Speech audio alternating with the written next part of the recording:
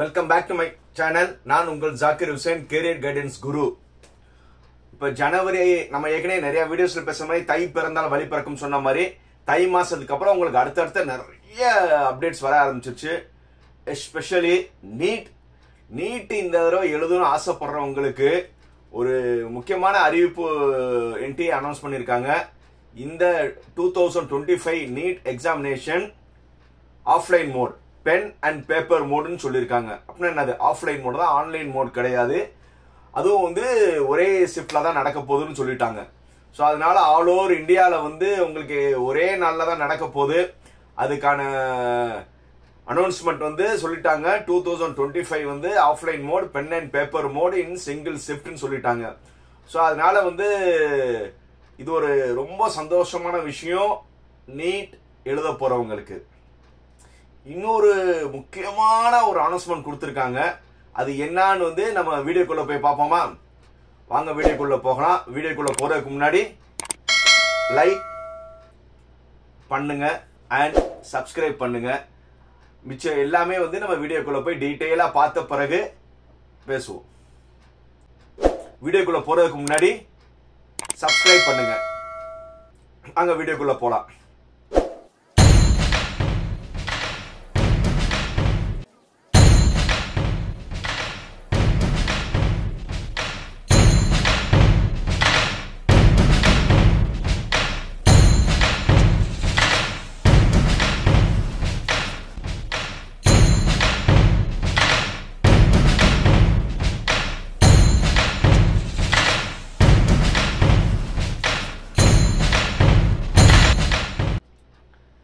இப்போ எல்லாருமே வந்து இப்போ ஜேஇ எழுதுறதுக்கு ஒரு டீம் இருக்காங்க. ஜேஇ எக்ஸாமினேஷன் வந்து ஜனவரி 22, 23, 24 அப்புறம் 28, 29 அது அவங்க இப்ப எக்ஸாம் எழுத போறாங்க. இது எக்ஸ்க்ளூசிவ் ஃபார் இன்ஜினியரிங். அதே மாதிரி வந்து மெடிக்கல் இருக்குன்னு நினைக்கிறவங்களோட மெயின் கனவு என்னன்னா நீட் எக்ஸாமினேஷன் என்னைக்கு எழுத போறோம்னு.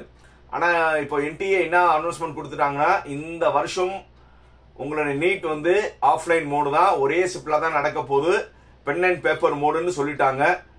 இன்னொரு முக்கியமான அப்டேட் கொடுத்துருக்காங்க. அது என்னன்னா, அப்பார் எல்லாருமே ரிஜிஸ்ட்ரேஷன் பண்ணியிருக்கணும், எல்லாரும் ரிஜிஸ்ட்ரேஷன் பண்ணியிருக்கணும்னு சொல்லியிருக்காங்க. நிறைய பேர் என்ன சார் ஒரு புதுசா ஒன்று இருக்கே, அது என்னன்னா ஒண்ணுமே கிடையாது. அப்பார்னா வந்து APAAR, அதுக்கு அவங்க என்ன அர்த்தம் சொல்றாங்கன்னா, automated permanent academic account registry. என்னது? Automated permanent academic account registry. Sir இது எப்படி சார் ரிஜிஸ்டர் பண்ணணும்? ரொம்ப ரொம்ப சிம்பிள். அதிகபட்சம் வந்து ஒரு நிமிஷம் கூட ஆகாது நீங்க இந்த அப்பார் ஐடி கிரியேட் பண்றதுக்கு. ஸோ அதனால யாரும் யோசிக்க வேணாம். மேக்சிமம் வந்து இப்ப நீங்க வந்து +2 படிச்சுட்டு இருப்பீங்க. படிச்சுட்டு இருக்க வந்து மேக்சிமம் எல்லா ஸ்கூல்லையும் வந்து என்ன செஞ்சிருவாங்கன்னா, அப்பார் ஐடி வந்து ஸ்கூலே கிரியேட் பண்ணி கொடுத்துருவாங்க. நல்லா தெரிஞ்சுங்க, ஸ்கூலே வந்து உங்களுக்கு கிரியேட் பண்ணி கொடுத்துருவாங்க. அப்படி ஸ்கூல் கிரியேட் பண்ணலன்னா நீங்களே பண்ணிக்கலாம். முதல்ல நீங்க கிரியேட் பண்றதுக்கு முன்னாடி ஸ்கூல்ல கேட்டுக்கோங்க. ரைட். அதுக்கும் நீங்க முதல்ல என்ன செய்யணும்னா, உங்களுடைய ஆதார் வந்து ரொம்ப அப்டேட்டடா இருக்கணும். ஏன்னா இப்போ அடுத்தடுத்த வந்து இப்போ ஜேஇ எக்ஸாம் எழுதுனவங்க நீங்க ஆதார் அப்டேஷன் பண்ணிருப்பாங்க. சப்போஸ் ஜேஇ எக்ஸாம் எழுதல, இப்ப நான் நீட்டுக்கு மட்டும்தான் பண்ண போறேன் அந்த மாதிரி இருக்கிறவங்க இப்ப வந்து நீங்க என்ன செய்றீங்கன்னா, நேரா வந்து ஆதார் சேவை மையம் சொல்லி எல்லா ஊர்லயும் இருக்கும், எல்லா போஸ்ட் ஆபீஸும், நீங்க உங்க ஊர்ல இருக்க எல்லா போஸ்ட் ஆபீஸ்லயும் வந்து ஆதார் சென்டர் இருக்கும். இல்லைன்னா வந்து ஒரு சில பேங்க்ஸ்லயும் வந்து ஆதார் அப்டேஷன் பண்றாங்க. நீங்க வந்து உடனே நீங்க என்ன செய்றீங்கன்னா, ஆதார் சென்டருக்கு போகணும். ஆதார் சென்டர்ல போய் நீங்க முதல்ல வந்து நீங்க இதுக்கு முன்னாடி எழுதின பப்ளிக் எக்ஸாமினேஷன் என்னது? 10th examination. அந்த 10th எக்ஸாமினேஷன்ல வந்து உங்க பேர் எப்படி இருக்கோ அது பிரகாரம் வந்து ஆதார்ல மாத்துங்க. நல்லா தெரிஞ்சுக்கோங்க.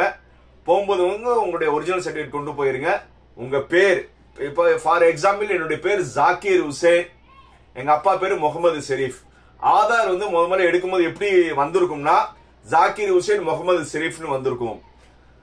உங்களுடைய 10th சர்டிபிகேட்ல வந்து ஜாக்கிர் ஹுசேன் MS என்னோட இனிஷியல், ஜாக்கிர் ஹுசேன் MS போட்டு என்னுடைய 10th சர்டிபிகேட் இருக்குன்னா நீங்க என்ன செய்யணும்னா, ஜாக்கிர் ஹுசேன் எம்எஸ்ன்னு சொல்லி என்ன செஞ்சுக்கணும், எடுத்துக்கணும். இல்ல சார் என்னுடைய பேர் வந்து ஜாக்கிர் ஹுசேன் தானா, நீங்க அப்படியே ஜாக்கிர் ஹுசேனே பண்ணுங்க. இல்ல சார் நான் இனிஷியல் வந்து எம்எஸ் முன்னாடி போட்டு எம்எஸ் ஜாக்கிர் ஹுசேன் சொல்லி எனக்கு 10th சர்டிபிகேட் இருக்கு. ரொம்ப யோசிக்க வேணாம். உங்களுடைய 10th சர்டிபிகேட் நீங்க ஸ்டேட் போர்டோ சிபிஎஸ்சியோ உங்களுடைய ப்ரீவியஸ் கவர்மெண்ட் எஜுகேஷன் இதுல என்ன இருக்கோ அது பிரகாரம் ஆதார் மாத்திக்கலாம். ரொம்ப ஈஸியான மெத்தடு. ஆதார்ல வந்து உங்களுடைய 10th CBSE state board what ever proof நீங்க வச்சிருக்கீங்களோ அது பிரகாரம் நேம் பண்ணிக்கோங்க. அதுலயே நிறைய பேருக்கு டவுட் இருக்கும், சார் என்னுடைய பேர் ஜாக்கிர் ஹுசேன் சேர்ந்து வரும் பிரிச்சு வரும். இது எல்லாமே நீங்க அதிகம் யோசிக்க வேணாம். உங்களுடைய 10th சர்டிபிகேட் அவ்வளவுதான். உங்க 10th சர்டிபிகேட்ல வந்து அவங்க முன்னாடியே மிஸ்டேக் பண்ணிதான். அதான் இப்ப வந்து ஜாக்கிர் ஹுசேன் சேர்த்து போட்டுருந்தாங்கன்னா ஜாக்கிர் ஹுசேன் தான். ஆனா இல்ல சார் என் பேர் ஜாக்கிர் ஹுசேன் இப்போ போய் நான் சேஞ்ச் பண்ணிக்கலாம்னா உங்களுக்கு வந்து ஆத்தென்டிக்கல் ப்ரூஃப் வந்து 10th சர்டிபிகேட் தான். அதுல என்ன இருக்கோ அது பிரகாரம் வந்து பண்ணிக்கோங்க. முதல்ல ஆதார் அது போய் மாத்துங்க. அதே மாதிரி வந்து ஆதார் நீங்க அப்டேட் பண்ணும் போதே வந்து உங்களுடைய மொபைல் நம்பர் வந்து இப்போ அப்டேட்டா என்ன மொபைல் நம்பர் இருக்கு. இப்போ ஆல்மோஸ்ட் ஸ்டூடெண்ட்ஸ் எல்லாருமே வந்து செல்போன் யூஸ் பண்ணுவாங்க. ஸ்டூடெண்ட்ஸ்க்குன்னு ஒரு மொபைல் நம்பர் இருக்கும். ஸோ நீங்க ஆதார் சின்ன பிள்ளையில கிரியேட் பண்ணும்போது ஏதோ ஒரு மொபைல் நம்பர் இருக்கும். ஏதோ ஒண்ணு கிடையாது, உங்க அப்பாவோட மொபைல் அம்மாவோட மொபைல் நம்பரா இருக்கும், இல்ல அந்த நம்பர் மாறி இருக்கும். இந்த மாதிரி எந்த பிரச்சனை இருந்தாலும் கரண்டா வந்து நீங்க என்ன செய்றீங்கன்னா உங்களுடைய ஆதார நம்பர் போட்டுக்கோங்க, மொபைல் நம்பர். ஏன்னா இப்போ இனி அடுத்தது ஃபுல்லாவே வந்து நீங்க வந்து அடுத்தது மேஜர் ஆக போறீங்க. உங்களுக்குன்னு ஒரு மொபைல் நம்பர் இருக்கும்ல, அந்த மொபைல் நம்பர் போட்டுக்கிறது நல்லது. நல்லா தெரிஞ்சுக்கோங்க, புரியுதா? நீங்க ஆதார் அப்டேஷன் மையத்துல நேம் அஸ் பர் 10th உங்ககிட்ட கரண்ட்ல இருக்கிற மொபைல் நம்பர் உங்களுக்கு இண்டிவிஜுவலா இருந்துச்சுன்னா உங்க மொபைல் நம்பர் இண்டிவிஜுவல் போட்டுக்கோங்க. அப்படி இல்லையா எங்க பேரண்ட்ஸோட மொபைல் நம்பர்னா இப்ப அவங்களோட ஆக்டிவ்ல இருக்கிற அந்த நம்பர் மெயின்டைன் பண்ணிக்கோங்க. ஏன்னா இந்த மொபைல் நம்பர் தான் வந்து உங்களுக்கு அடுத்தடுத்து எல்லாமே உங்களுக்கு அப்டேட் வரும். ஸோ அதனால வந்து கரெக்டான ஒரு மொபைல் நம்பர் ஆதார் சென்டர்லயே பண்ணிக்கோங்க. ஏற்கனவே இருக்கிற நம்பர் கரெக்ட்னா ஓகே, அப்படி இல்லையா புதுசா மொபைல் நம்பர் அப்டேட் பண்ணிக்கோங்க. ஆதார் மையத்துல வந்து அதிகபட்சம் வந்து 3 நாள் தான் ஆகுது. ஸோ நிறைய யூடியூபர் சொல்லுவாங்க 15 நாள் ஆகும் 20 நாள், அதெல்லாம் கிடையாது.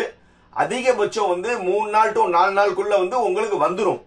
அது எப்படி வரும்னா வந்து உங்களுடைய செல்லுக்கு மெசேஜ் வந்துட்டே இருக்கும் உங்களுடைய ஆதார் அப்டேட் ஆயிருச்சுன்னு. நீங்க உடனே போய் வந்து யுதாயில போய் வந்து ஆதார் நம்பர் போட்டு உங்களுடைய நேம் கேபிட்டல்ல 4 எழுத்து கேபிட்டல்ல போட்டு உங்களுடைய பிறந்த இயரை போட்டீங்கன்னா ஆதார் டவுன்லோட் ஆயிரும். அதுக்கு முன்னாடி ஓடிபி வரும், அந்த ஓடிபி போட்டு வந்துச்சுன்னா உங்களுக்கு ஆதார் டவுன்லோட் ஆயிரும். அந்த ஆதார் வந்து 3 நாள்லயே வந்துடும். அதை நீங்க டவுன்லோட் பண்ணிக்கோங்க. வந்த பிறகு அது கரெக்டா இருக்கான்னு பாத்துக்கோங்க. இதுதான் ஃபர்ஸ்ட் ஸ்டெப்.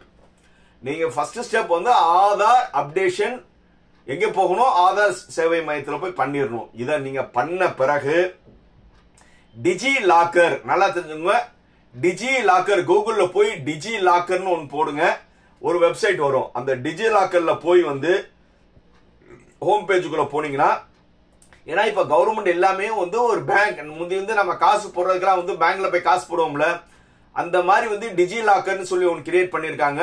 அந்த டிஜி லாக்கர்ல வந்து உங்களுடைய சர்டிபிகேட்ஸ், டிரைவிங் லைசன்ஸ் எல்லாமே நீங்க ஆதார் எல்லாமே அப்டேட் அதை ஸ்டோர் பண்ணிக்கலாம். அதுலதான் இப்ப என்ன செஞ்சிருக்காங்கன்னா அப்பேர்னு ஒரு ஆப்ஷன் கொடுத்திருக்காங்க.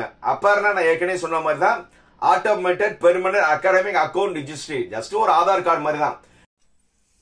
இப்போ நீங்க தான் ஃபர்ஸ்ட் டைமா வந்து நீங்க அக்கௌண்ட் கிரியேட் பண்றீங்கன்னா, நீங்க உள்ள போன பிறகு சைன்இன் பண்ணிட்டு உள்ள போனீங்கன்னா உங்களுக்கு பேசிக் கேட்கும். என்னன்னா create the account in first and ஈஸின்னு போட்டுட்டு உங்களுடைய ஃபுல் நேம், இந்த ஃபுல் நேமில் வந்து நீங்கள் என்ன பண்ணுறீங்கன்னா உங்களுடைய ஆதார் பிரகாரம் உங்கள் நேம் போடுங்க.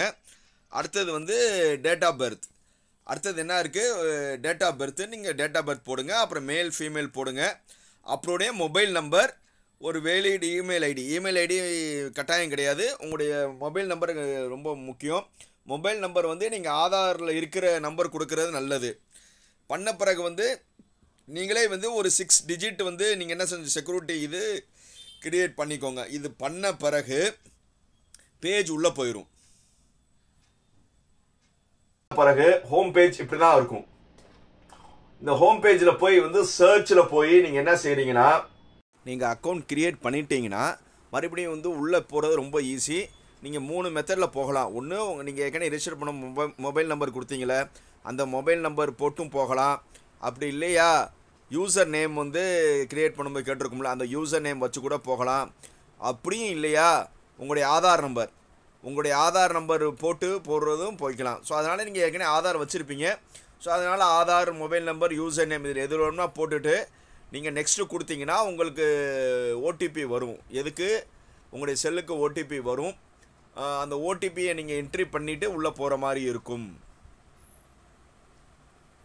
இந்த அப்பார் என்னது அதுக்கு முன்னாடி வந்து நீங்கள் அந்த சர்ச் பண்ணும்போது அகாடமிக் பேங்க் கிரெடிட் நல்லா நோட் பண்ணிக்கோங்க. Academic bank credit. ஏன்னா நீங்கள் டிஜிலாக்கருக்குள்ளே போனவுடனே நீங்கள் ஃபர்ஸ்ட் டைம் நீங்கள் போகிறீங்கன்னா அது டிஜிலாக்கர் ரிஜிஸ்ட்ரேஷன் பண்ணுறதே ரொம்ப சிம்பிளாக தான் இருக்கும். டிஜிலாக்கரில் போய் வந்து நீங்கள் சைன் இன் சைன் அப் இது பண்ணிவிட்டு உங்களுடைய நேம்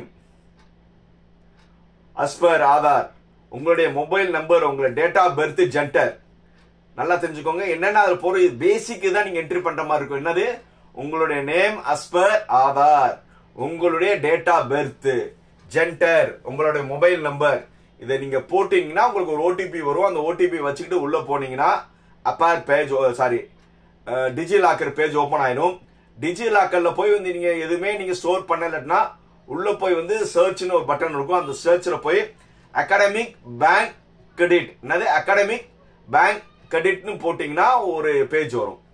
அந்த பேஜை நீங்கள் கிளிக் பண்ணீங்கன்னா அதுக்கு அப்புறம் வந்து நீங்கள் மறுபடியும் என்ன பேசிக் டீட்டெயில் தான் போட போறீங்க. என்னது நேம் as per ஆதார், ஆதாரில் இருக்க நேம் போடுங்க, உங்களுடைய டேட் போடுங்க, டேட் ஆஃப் பர்த் போடுங்க, அப்புறம் ஜெண்டர் போடுங்க. அதுக்கப்புறம் வந்து அங்கே வந்து ஐடென்டிட்டி டைப்னு ஒன்று இருக்கும். ஐடென்டிட்டி டைப்னா என்னன்னா நீங்க வந்து 10th +2 படிச்சிருப்பீங்கல்ல அதுக்கான இது இருக்கும். நீங்க ரோல் நம்பர், ரிஜிஸ்டர் நம்பர் இந்த மாதிரி இருக்கும்ல. நீங்க ரோல் நம்பர், ரிஜிஸ்டர் நம்பர், ஒருத்தவங்க சிபிஎஸ்சி காரங்க ரோல் நம்பர் யூஸ் பண்ணுவாங்க, ஒருத்தவங்க ரிஜிஸ்டர் நம்பர் யூஸ் பண்ணுவாங்க. நீங்க எது ஒன்றாலும் போடலாம். அதை போட்டுட்டு நீங்க என்ட்ரி பண்ணீங்கன்னா வந்து அதுக்கப்புறம் உங்களுக்கு என்ன கேட்கும்னா ஐடென்டிட்டி டைப்னு கேட்கும். ஐடென்டி டைப் என்னது நீங்க சிபிஎஸ்சி போர்டா, ஸ்டேட் போர்டா இருந்தீங்கன்னா Tamil Nadu state board secondary education click பண்ணிட்டு நீங்க உள்ள போய் அவ்வளவுதான். அதுக்கப்புறம் வந்து சேவ், நீங்க சேவ்னு கொடுத்துட்டீங்கன்னா உடனே உங்களுக்கு அப்பார் ஐடி கிரியேட் ஆயிரும். அதை நீங்க கிளிக் பண்ணி டவுன்லோட் பண்ணிக்கோங்க. அது ஒண்ணுமே கிடையாது, உங்க ஆதார் கார்டு மாதிரி தான் இருக்கும். அதுல என்ன போட்டோ வரும்னா நீங்க ஆதார்ல நீங்க அப்டேட் பண்ணீங்கல்ல அந்த போட்டோ தான் வரும். இப்போ நீங்க ரீசெண்டா போய் வந்து நீங்க ஆதார் அப்டேட் பண்ணீங்கன்னா உங்களுடைய ரீசெண்ட் போட்டோ வந்துடும்.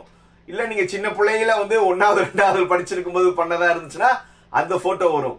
ஸோ அதனால வந்து நீங்க என்ன செய்யறது பெட்டர், இப்பவே வந்து நீங்க அப்டேட்டா வந்து ஆதார் சேவை மையத்தில் போய் பண்ணிக்கிறது நல்லது. உங்களுடைய அப்டேட் போட்டோவோட வந்துடும். இந்த இதை நீங்க நல்லா பாத்தீங்கன்னா என்னவா இருக்கும்னா உங்களோட name, gender, year of passing அவ்வளவுதான் இருக்கும். ஸோ இது வந்து இப்ப என்ன சொல்லிட்டாங்கன்னா நீட் எக்ஸாம் எழுத போறவங்களுக்கு must APAAR ID should create is a மஸ்ட்னு சொல்லிட்டாங்க. ஸோ அதனால வந்து லேட் பண்ணாம எல்லாருமே வந்து அப்பர் ஐடியை கிரியேட் பண்ணிருங்க. ஏன்னா அது வந்து நீங்க இ சேவை மையம் போகணும் அதெல்லாம் இருக்கும். ஸோ அதனால வந்து கண்டிப்பா வந்து லேட் பண்ணாம, ஏன்னா அடுத்தடுத்தது உங்களுக்கு ரெஜிஸ்ட்ரேஷன் எல்லாமே வந்துடும். அதுக்கப்புறம் ஸ்கூல்ஸ்ல வந்து பிஸி ஆயிருவீங்க. கடைசி மினிட்ல பண்ணணும்னு நினைச்சீங்கன்னா உங்களுக்கு லேட் ஆயிரும். ஸோ அதனால இப்பவே போய் வந்து நீங்க என்ன செஞ்சிருங்க, அப்பர் ஐடி கிரியேட் பண்ணிருங்க.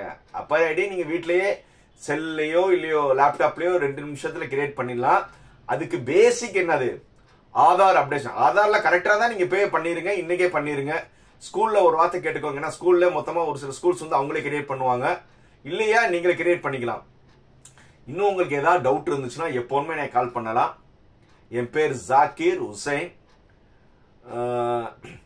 என்னுடைய செல் நம்பர் 9842376822. நம்ம வந்து கேரியர் கைடன்ஸ் அண்ட் மோட்டிவேஷன் நிறைய பண்ணிட்டு இருக்கோம். நிறைய வந்து உங்களுக்கு அடுத்தடுத்த அப்டேஷன்ஸ் நிறைய வரும். இந்த வீடியோ பார்க்குற ஸ்டூடெண்ட்ஸா இருந்தீங்கன்னா தயவு செய்து வந்து உங்க பேரண்ட்ஸை பார்க்க சொல்லுங்க. ஏன்னா இனி வந்து உங்களுக்கு அடுத்த எக்ஸாம்ஸ் வரப்போது, நீங்களுடைய கான்சன்ட்ரேஷன் ஃபுல்லா எக்ஸாமினேஷன்ல தான் இருக்கணும். ஏன்னா என்னுடைய சேனல் பார்த்தாலும் உங்களுக்கு 10 to 15 நிமிஷம் வேஸ்ட் ஆயிடும்னு நான் ஃபீல் பண்றேன். ஸ்டூடெண்டா இருந்தா சப்ஸ்கிரைப் பண்ணிக்கோங்க. ஆனா உங்க பேரண்ட்ஸ், அம்மா அப்பா மற்றவங்களுக்கு ஷேர் பண்ணுங்க. அவங்க முதல்ல பார்க்கட்டும். ஸோ அதனால வந்து சப்ஸ்கிரைப் பண்ணுவீங்கன்னு நினைக்கிறேன். சப்ஸ்கிரைப் பண்ணிருவீங்கல்ல? சப்ஸ்கிரைப் பண்ணுங்க. பாய்.